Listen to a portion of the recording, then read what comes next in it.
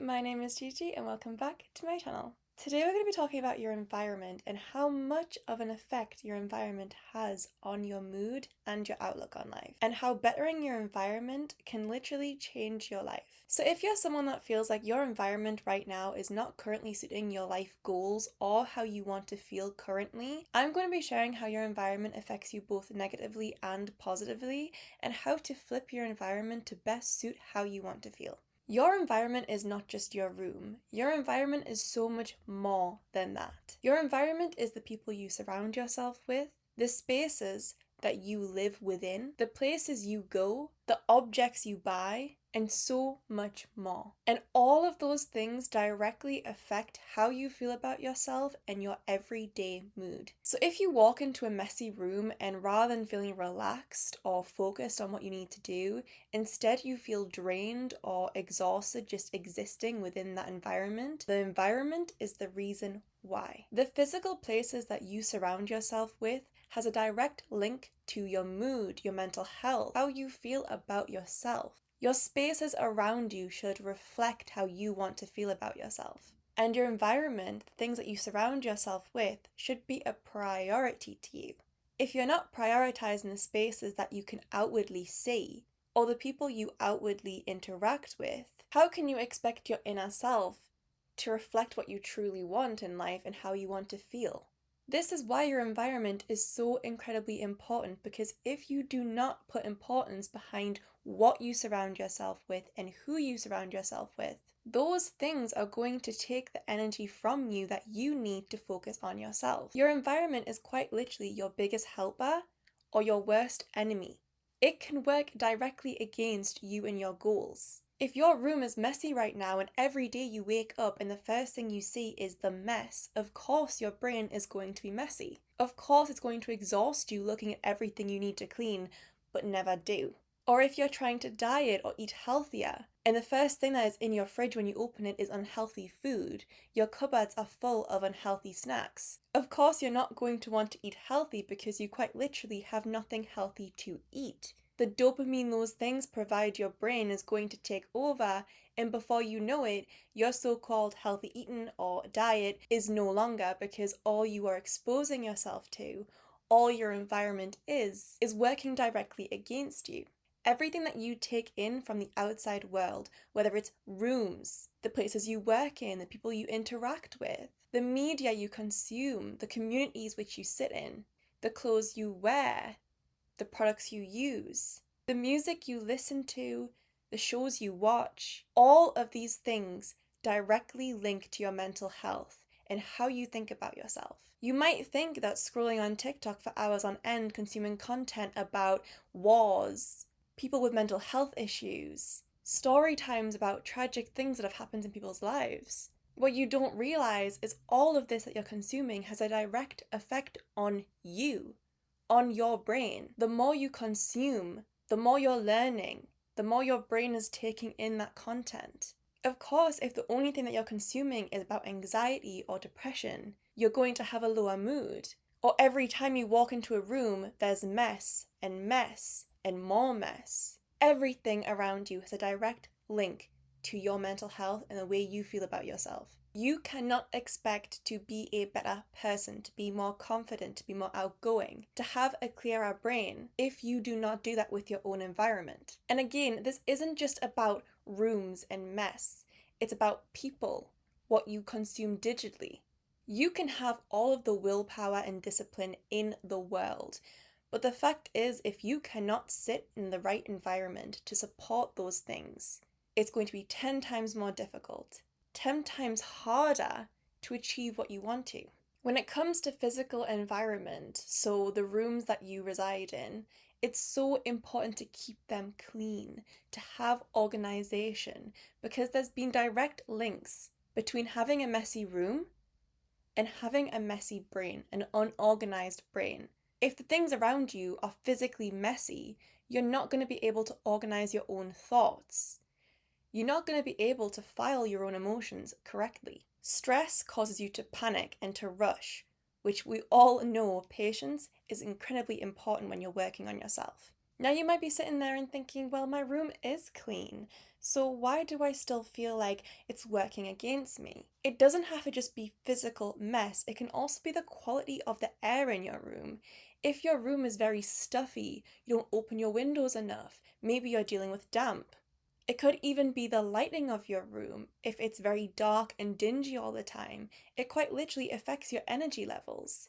If you live in a very dark room, you're going to feel more tired. It's going to drain you more quickly because dark quite literally means sleep to your brain. That is the natural reaction to being in a dark room. Stuffy air makes it so much harder to focus, and being hot and bothered means you quite literally can't focus on what you need to do because your body is trying to figure out why you're so warm, how to get cooler. If there's something else going on, like noise, your brain quite literally has to focus more on filtering those out rather than whatever you're doing. Probably experience this yourself. If you're sitting at an incredibly messy desk, you're probably thinking more about having to move things out the way to move your mouse or get to your keyboard correctly. Maybe you have a coffee that you can't even put down, so you're too busy trying to figure out what you can move so you can at least have a drink with you. You spend more time moving around the mess than you actually do focusing on your job. That is a perfect example of the clutter and your environment directly affecting something else that you need to do. And socially, if you surround yourself with very negative people, you could be the most positive person in the world, but eventually the amount of things that they transfer to you, the amount of energy that they give to you that is strictly negative, the amount of times they come to you and download all of this negative energy to you. You might not notice it at first, but you will start to become more and more negative yourself. Negative people drain positive people, which is why it's so important to surround yourself with positive people. Now, of course, not everyone is going to be positive all the time. We all have our bad days, but it's important that you surround yourself with people who are mostly positive, because people who are consistently negative will drain you until you are constantly negative yourself. And if you surround yourself with friends who continuously take part in very negative habits, very negative lifestyles. Maybe they party all the time and invite you out all the time. Maybe they take drugs or constantly drink alcohol. As a friend, you feel like you have to take part in these activities, but by doing that, you are taking part in their toxic habits. Their toxic habits become your own toxic habits until suddenly you're living their lifestyle. You're taking part in their exact behaviors that is causing you to be drained, which is why it is so important to protect yourself from these types of people, because before you know it, without you even realizing, you have become the negative person that you surrounded yourself with. And digitally, we literally have a mini computer in our hands constantly, and we have access to everything we possibly can. If we want to, we can spend hours upon hours scrolling on our phones, whether it's through TikToks, Instagram, which we constantly have access to all of this information. Now, although there is positives to this, there's also extreme negatives. If you're not a disciplined person, you can quite literally spend hours. And what you consume on these apps, what you're constantly taking in, will reflect on your mood. The more people you see, the more you will compare yourself to them. The more time you spend, the more hours you waste on simply scrolling on your phone rather than reading or spending time with people who you need to, having real social interactions, or even taking the time to work on yourself. If you follow and consume content by influencers that are constantly very negative, constantly talking about how bad their lives are, how bad their situation is, if they speak badly about themselves and constantly criticize people around them, you will start to do the same. It's human behavior to learn from others, so what you consume, you are directly learning from. And if that learning is negative and toxic behaviors, before you know it, the amount you've scrolled has taught you habits you don't want. I've done it myself where I've been in a really good mood and I've gone on TikTok and scrolled for even just 5 minutes, and all I've consumed is very negative content, and suddenly my good mood has turned into a really bad mood because of what I have consumed. So how do we flip our environments? How do we change our environments from something that is working against us to something that is going to work with us? To start, physical environments such as your room, it is really important to keep clean.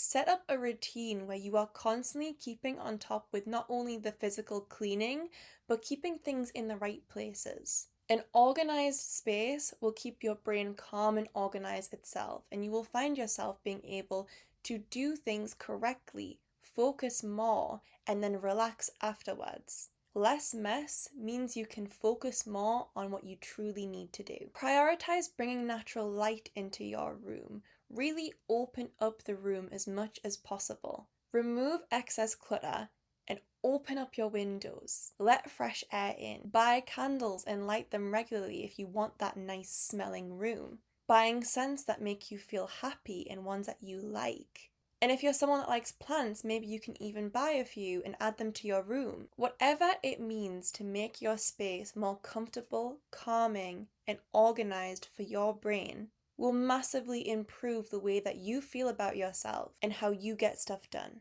Socially, find people who make you step out of your comfort zone, people who support your dreams and goals and support a positive mindset.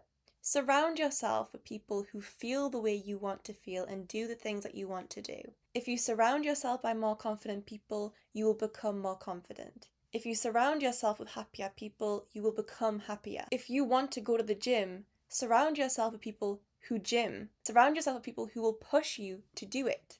And digitally, find creators and influencers that support the same kind of things that you do. Find people who will boost your mood and provide you with inspiration. Curate your feed so that every time you're going on your phone, even if it is just for 5 minutes, you're seeing things that positively impact your mood. Block people so there really is no way of seeing the things that you don't want to see, and report content that you no longer want to be involved in.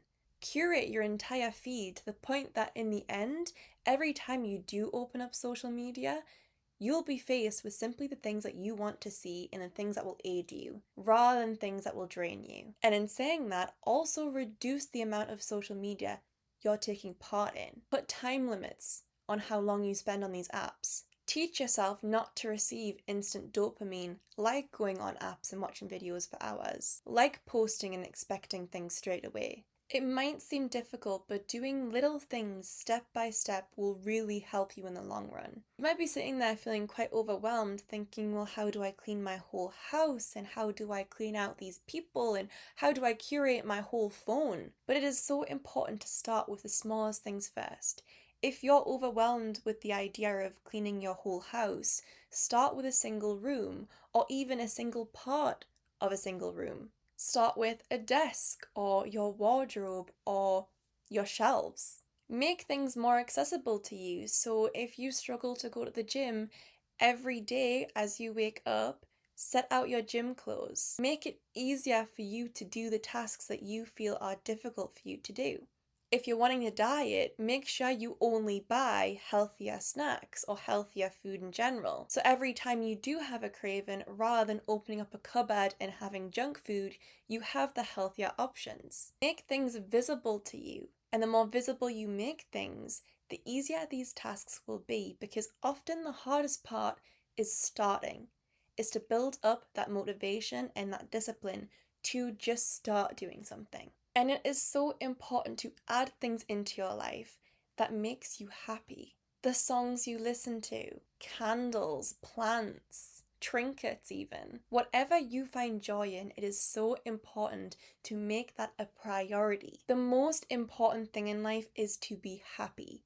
So if you are focusing so much on, I have to do this and I have to do this, and you neglect the things that make you happy, you will lose sight of why you're truly doing all of this. And when you lose sight of that, why would you do these things? Why would you want to clean your room? Why would you want to be surrounded by happy people? Why would you want to consume happy media if you lose sight of what makes you happy? Sometimes it truly is just the environment you're in. So if you feel like you're lacking, your energy is drained, if you feel like you're not happy, look at your environment. Look at what you're surrounded by, who you're surrounded by, and what media you consume. You have the opportunity to shift your environment.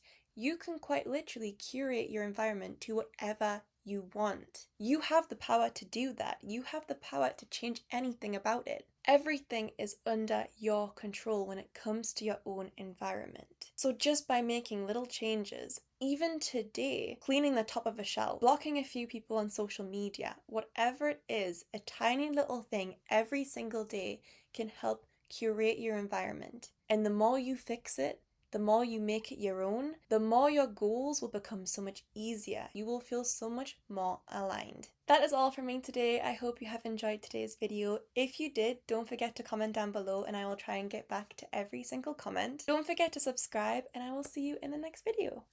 Bye!